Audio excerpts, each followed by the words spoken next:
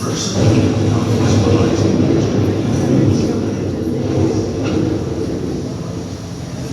journey begins as dramatic and sudden changes are sweeping over the land. The approaching storm may seem violent and destructive to us, but to nature, it's a new beginning of the cycle of life.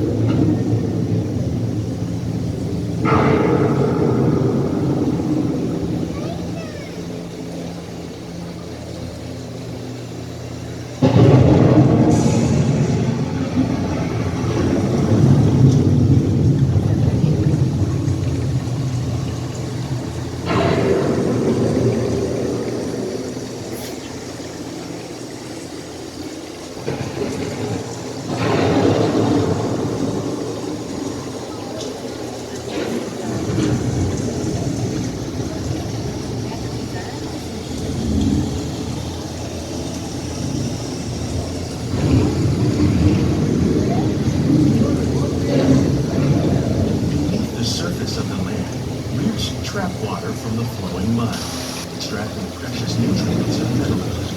These elements, when combined with sunlight, create the diverse living systems of our planet.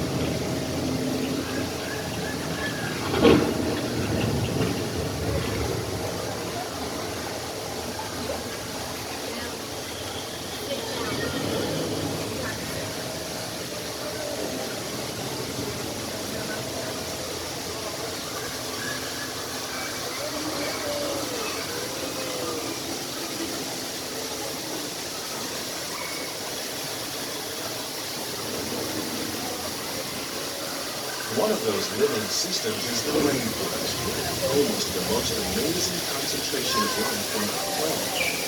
These dense and beautiful forests cover only a tiny portion of the Earth's surface, but they contain more than half of its plant and animal species. Rainforests are also extremely rich and productive living systems, providing us with oxygen, food, medicines, and other elements essential to our lives.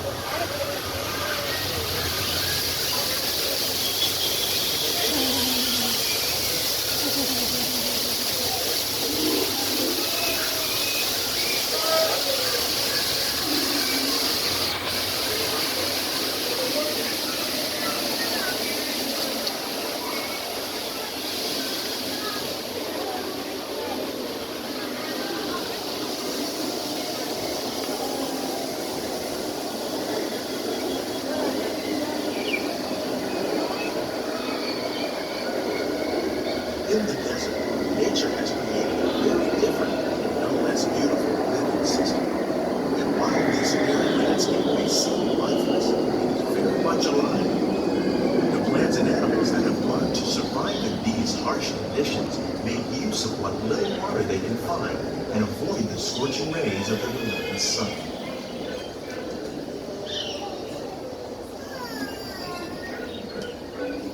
The American prairie once appeared as desolate as the desert, but over time, rainwater and nutrients gradually penetrated the hard surface of this land. Even the hooves of the mighty buffalo helped create the rich soil to one day become home to the American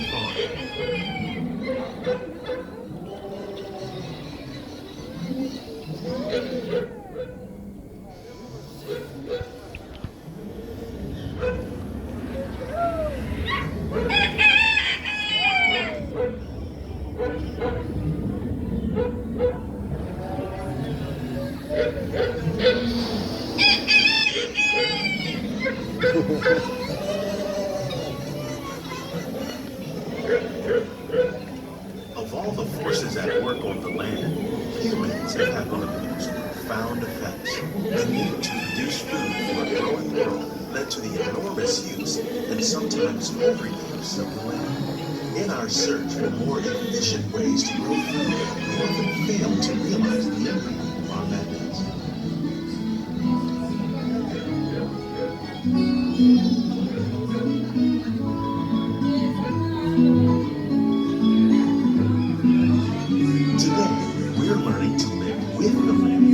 Discovering better ways to grow food that will ensure both human and environmental well-being.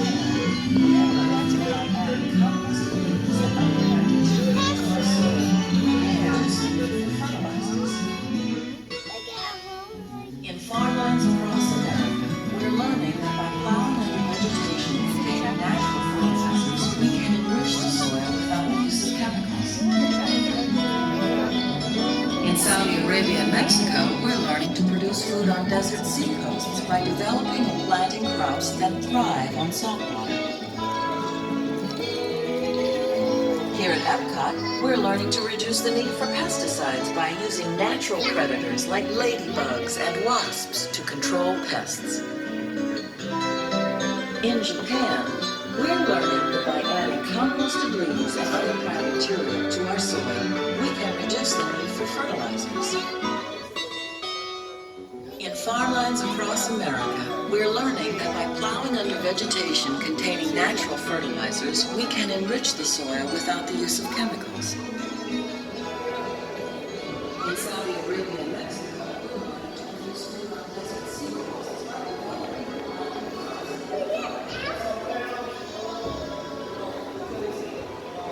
How will we meet tomorrow's growing needs for food production, yet still respect the needs of the land? Some of the answers are being discovered just ahead.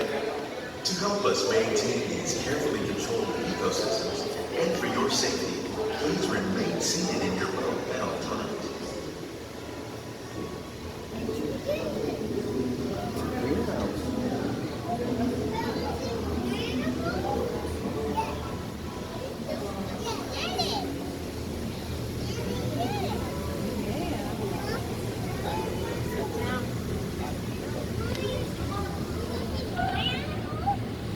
Welcome to our living laboratory, where scientists from EPCOT and the U.S. Department of Agriculture are exploring innovative ways to produce bountiful harvests now and into the future.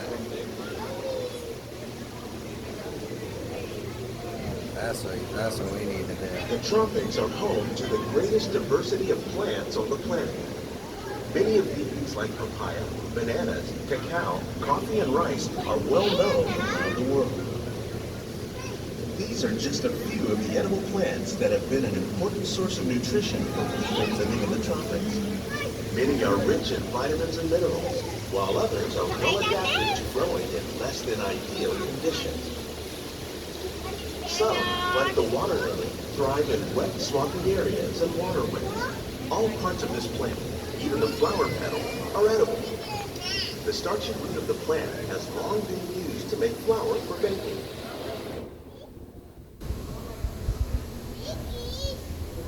One day, many of these lesser-known tropical plants may be as important as the bananas growing on both sides of the boat. More than 28 million tons of bananas are eaten annually, making it the most popular fruit in the world.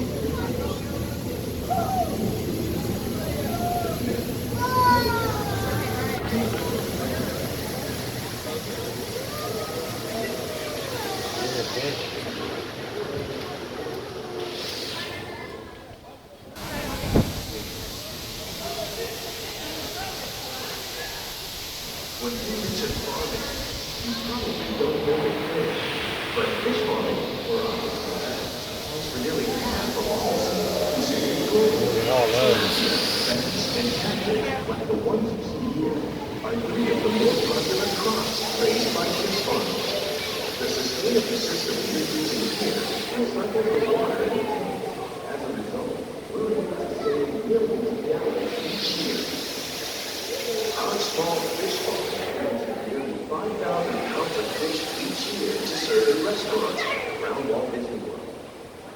Innovations like this can play an important role in our efforts to produce bountiful harvests and still protect natural resources.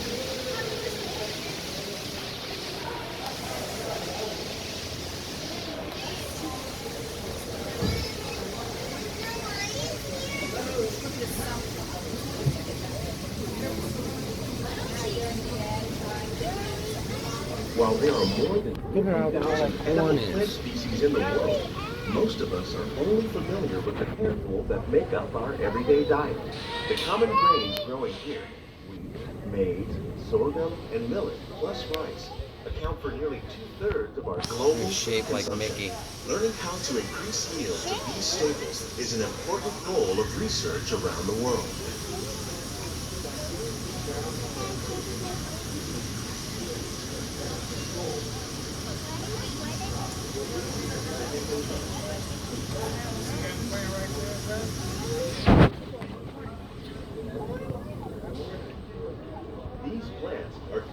working on their way up. Innovative growing techniques like these increase yields while more efficiently using resources like water, fertilizer, and pesticides. Another innovation at work is our integrated pest management program. By populating our greenhouses with beneficial insects that prey on harmful pests, like aphids and flies, we are significantly reducing our reliance on conventional pesticides. We're growing these crops using our nutrient film system. This technique precisely controls and recycles water and nutrients. With it, we can produce over 27,000 heads of lettuce a year in this one small area.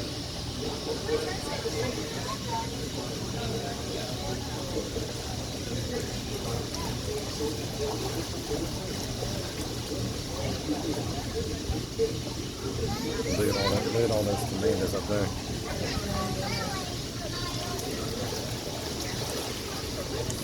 Some of our best ideas have been inspired by nature, like these fruit and vegetable trees. By growing these ground plants vertically, we can increase yields and better control diseases. These crops taste as good as they look. In fact, we serve more than 15 tons of produce from our greenhouses in restaurants here at the lab every year.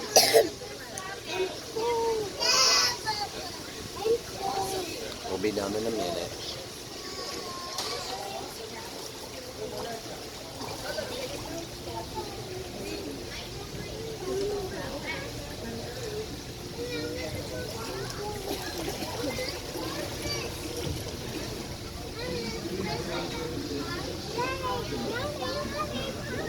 The future of agriculture may include innovative ideas like this vertical growing system. Plants grown in this way use a fraction of the space required by traditional growing methods. That saves water and increases production. The aquaponics system on your left combines hydroponics with aquaculture. The fish provide a natural source of fertilizer for the plants, and the plants help keep the water clean for the fish. It's another great way to produce more while using less. In our lab, EPCOT scientists are working with the U.S. Department of Agriculture on a number of innovative projects. The goal of these efforts is to produce higher yielding and better quality plants. Then check out the behind the scenes walking tour. It's a chance for the whole family to get up close and personal with the plants and growing techniques in our laboratory. Please keep your hands and feet inside the boat and remain seated until the boat comes to a complete stop.